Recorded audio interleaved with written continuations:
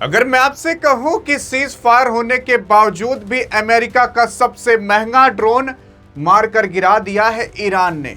अरे अभी जब आप कीमत सुनोगे ना तो आप खुद हैरान हो जाओगे कि भाई साहब, अरे ये ड्रोन था पूरा पूरा एक भेड़ा था।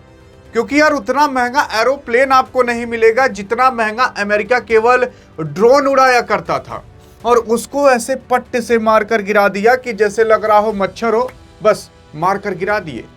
अरे भाई साहब, ईरान अभी क्या क्या कर रहा है तो क्या क्या नहीं। उसी के साथ साथ अयतुल्ला अली खamenei के जो बेटे थे मुज्तबा खamenei, जो नए सुप्रीम लीडर बने हैं, वो भी अब बोल चुके हैं और बोल चुके हैं कि अगर आगे कुछ भी होता है तो इसका अंजाम क्या होगा। उसी के साथ साथ पाकिस्तान के अंदर मीटिंग होने गई है, लेकिन वहां पर अभी क्या हुआ है ये भी आपको पता चल जाएगा।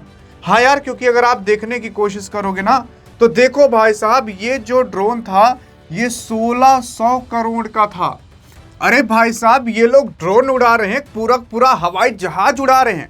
इतना महंगा तो इनका ड्रोन है, और यहां पर ईरान 20-30 लाख का ड्रोन बना बनाकर इनको पूरी तरीके से तोड़ चुका है। ये लोग 1600 करोड़ का ड्रोन उड़ा रहे हैं।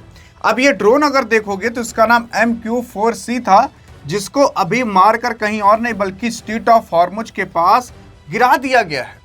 अब देखो यार, इसको मारकर गिराया गया है कि नहीं, अभी इसके बारे में खबर नहीं पता चली, लेकिन ये खबर जरूर आ चुकी है कि अचानक लापता हो चुका है।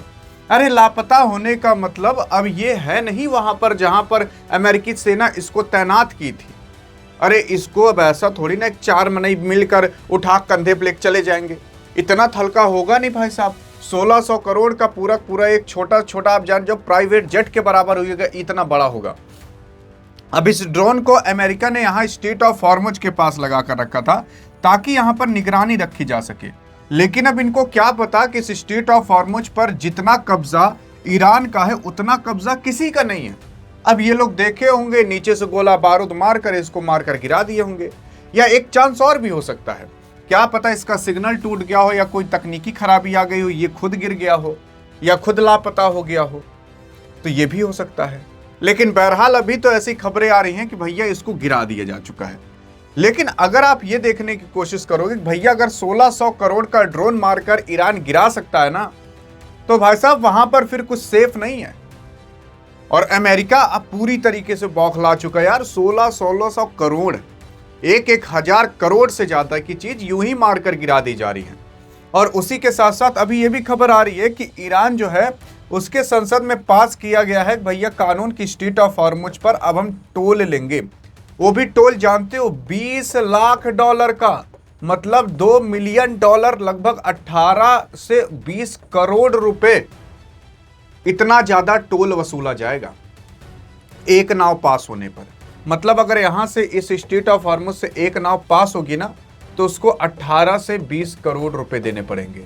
अब 18 से 20 करोड़ इसलिए क्योंकि यार देखो, रुपया का दाम अभी भारत के अंदर बहुत तेज ऊपर नीचे हो रहा है, जिससे फिक्स नहीं होता कि भैया अभी 90 चल रहा है, 94 चल रहा है कि 92। तो ऐसा मान लो कि 18 से 20 करोड़ रुपए एक नाव के पीछे देने पड़ेंगे। और अगर ऐसा होता है तो ईरान केवल एक साल के अंदर 100 बिलियन से ज्यादा कमाएगा। मतलब केवल टोल वसूल करके 100 बिलियन का मतलब समझ रहे हो? अरे जो अंबानी पूरा आज तक रगड़ कर बनाए हैं अपना 100 बिलियन ना, ये केवल टोल से कमा लेगा 100 बिलियन।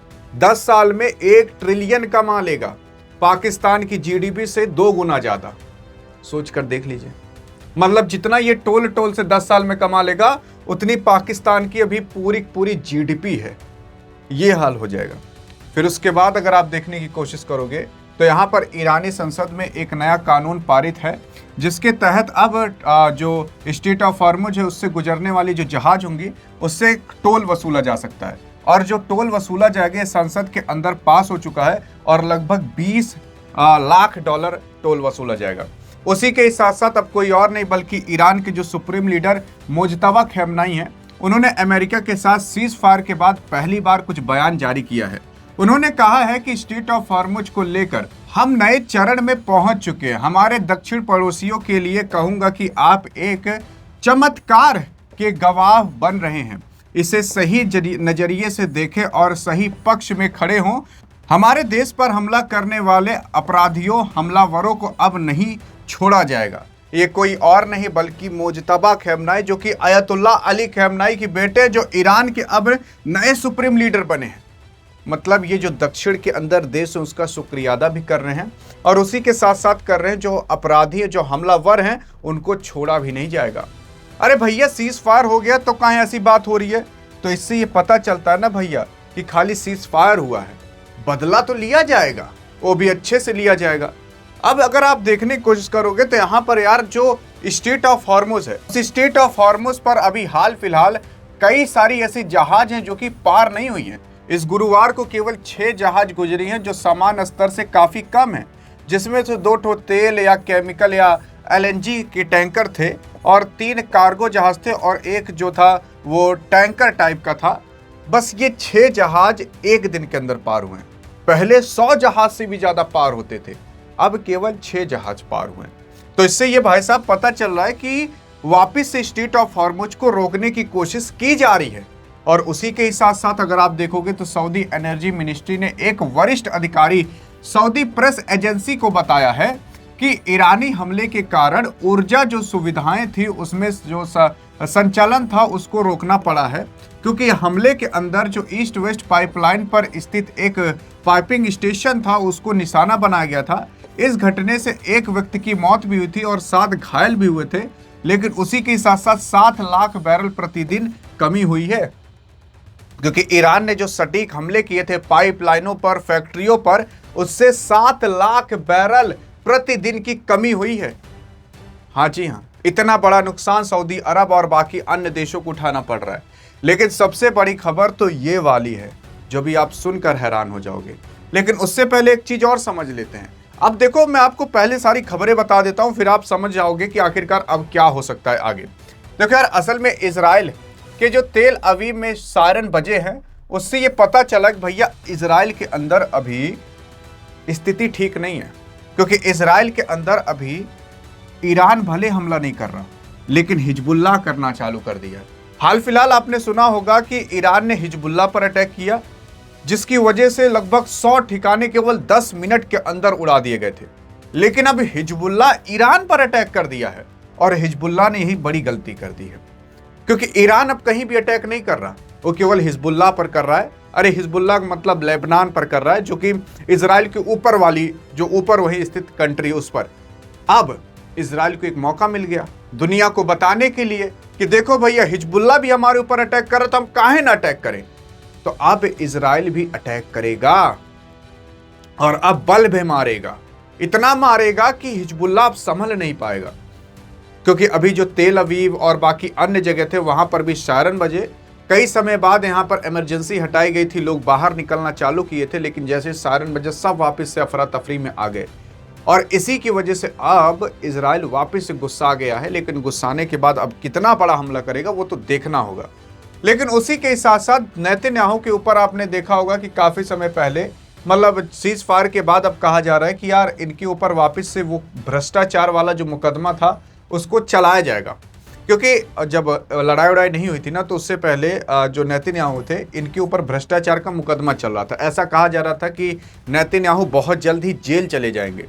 तो जब लड़ाई हो जाती है, युद्ध हो जाता है ना, तो ये सारे केस रोक दिए जाते हैं, मतलब ठंडे बक्से में चले जाते हैं।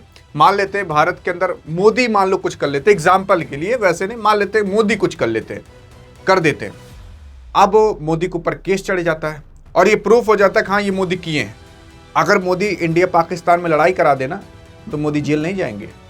ये जो केस रहेगा ये ठंडे बक्से में चला जाएगा। भाई चलो साल 2 साल के लिए अब आराम करो तुम, केस अभी यहाँ में लड़ने दो। तो ऐसे ही जब बड़े बड़े लोगों के साथ कुछ ना कुछ होने वाला रहता है या किसी चीज में फंस जाते हैं तो वो लोग युद्ध चालू करा देते हैं। चल भैया वहां युद्ध कर।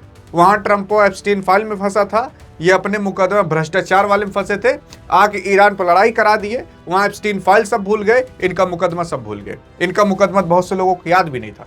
लेकिन अब जैसे सीज फायर हुआ, कहा गया कि भैया नेतन्याहू आप आइए, आपका मुकदमा वापस से चलेगा। हाँ जी हाँ, यही हो रहा है। बाकी इस युद्ध के अंदर सीज फायर केवल कहने के लिए किया गया है, बाकी युद्ध अभी अच्छे खासा हो रहा है। लेकिन अगर आप सोचते हो कि ऐसे इन्फॉर्मेशन आपको मिलती रहे तो मिल जाएंगी यार। डिस्क्रिप्शन में व्हाट्सएप चैनल का लिंक है, ज्वाइन करके तो देखो, वहां पर भी आपको सारी जानकारियां मिलते रहेंगे, वहां पर भी आप और हम मिलते रहेंगे। बाकी अधिक जानकारी चाहिए तो इस वीडियो में मिलते हैं, तब तक के लिए जय हिंद जय भारत।